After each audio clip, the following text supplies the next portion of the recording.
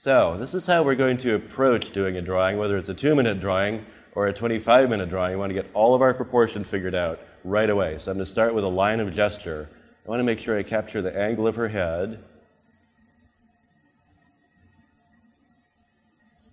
And her body's going to make a nice curve. This is like a Nike curve, which I think looks like a Nike swoosh. It's tighter up here, then flattens out. I'm going to draw a little bit darker so you can see what I'm doing. So we're going to start by blocking in her head. That's going to be a circular shape, because that's her cranium. We're going to put a little bit of indication of a jaw here.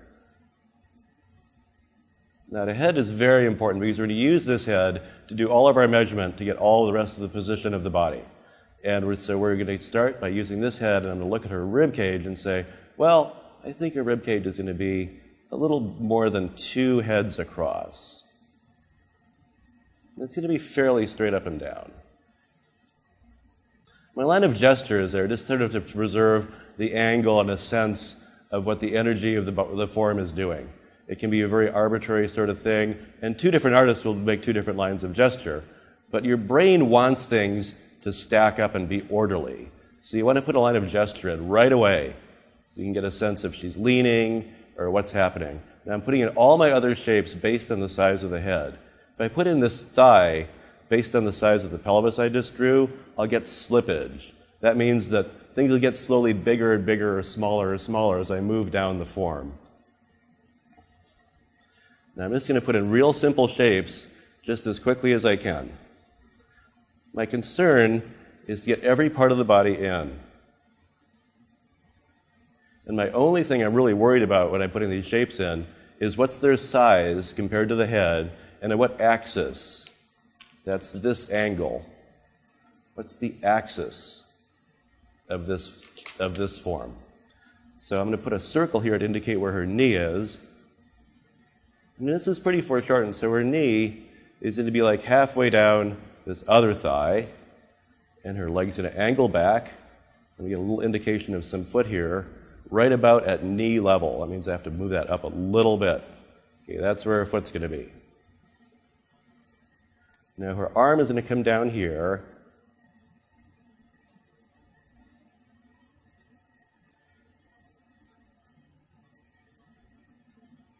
And I'm just going to block in all of these shapes based on the size of the head. I'm looking at this forearm, and it's going to be about 1.5 heads long.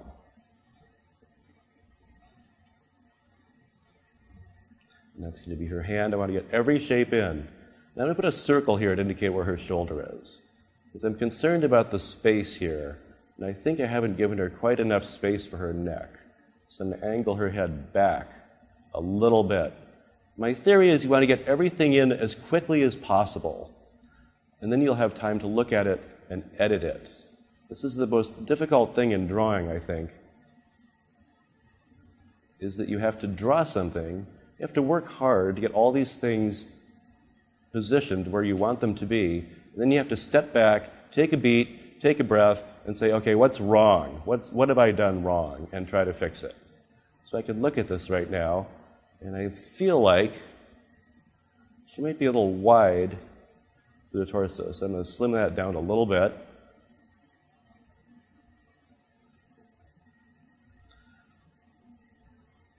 A lot of artists who start out and are brand new at figure drawing, and people who have some experience also kind of fall into the same trap, where you look at the pose, and instead of really seeing it, you sort of grit your teeth and try to make a really good drawing of it, instead of using your information in front of you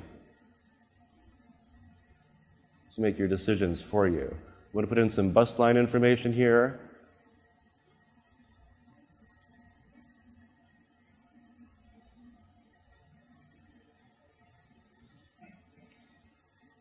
And if I put a line through the center of my head, this is the cranium part. This is the circular part. It's really defined by the top of the head and the eyes and the cheekbones. So if I put a line through the center of this, I can have some indication of the angle of the head. Her head is angled back a little bit. So I'm going to put a line like this that curves upward. So in perspective, her head is moving back away from me. Now this line indicates the height of her ears and her eyebrows. It's not her eye line. Her eye line, as we all know, is in the very center of the head. So her eye would be right here. But this would be her eyebrow line, which is a good metric to figure out where the top of the ears and the eyebrows are. Plus, it gives the head a little bit of perspective. I'm going to put the ball of the nose in. It's going to be right about here. I'm judging that by this distance, the distance from the edge of this form to the ball of the nose. I can put her other eyebrow in. You see, I'm not really erasing. I'm just using darker and darker lines to do corrections. I can give some indication of her eye, indication of her other eye, and her mouth is going to be angled, much like this line. And you'll think this is making her look frowning, but it's not. It's going to actually give her head some perspective. I have a little indication of the lower lip down here. The width of her mouth is going to be out to about the center of her eye.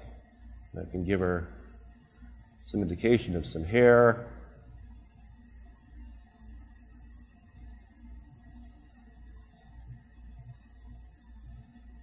And I can make her ear a little bit bigger. Very good.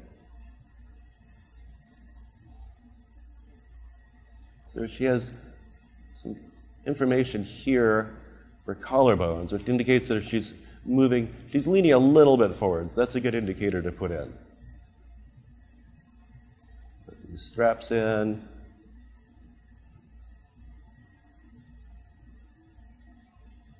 There we go.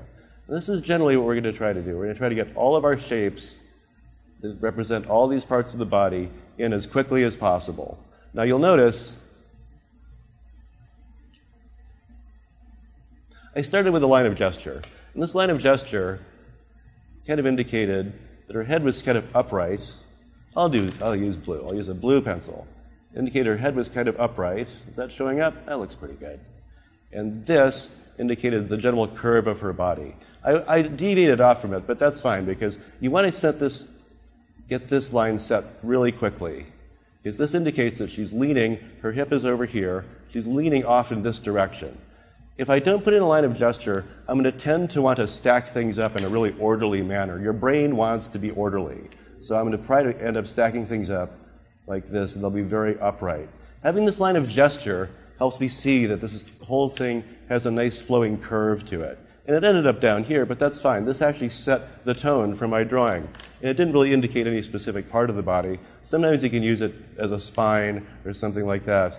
But just getting a nice sense of the gesture is the most important thing. We want to always preserve the gesture, and you want to get a nice sense of it on the paper right away. So you can see I'm doing some little corrections here based on things I'm noticing. I'm going to make her elbow go up a little higher. I'm looking at the elbow compared to the bust line. Once you have all your shapes in, you can start making decisions about things based on landmarks that they're close to. Now, she's seated at the moment, but typically, if you have a figure standing like this and their weight is on one leg, that foot will be right underneath the head.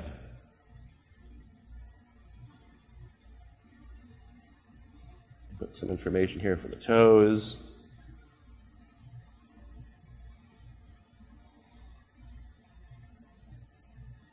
And this is going to be foreshortened. We'll be talking about foreshortening later.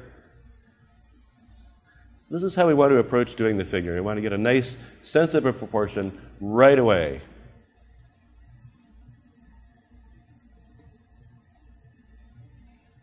Our goal is to capture this gesture and put it in every shape. And we're only concerned about size and axis. So what I'm concerned with is what size is this head. And once I've determined that, everything else has to line up proportionately with the head. My head looks like it got a little bit on the big side, but that's okay. So I'm going to use that as my measurement to determine how long all of these shapes are. This is my size. My size guide is the head. The first thing I put down is a line of gesture. The second thing I put down is some indication of the size of the head, which is just a very simple circle with a cranium and a bit of information about the jaw.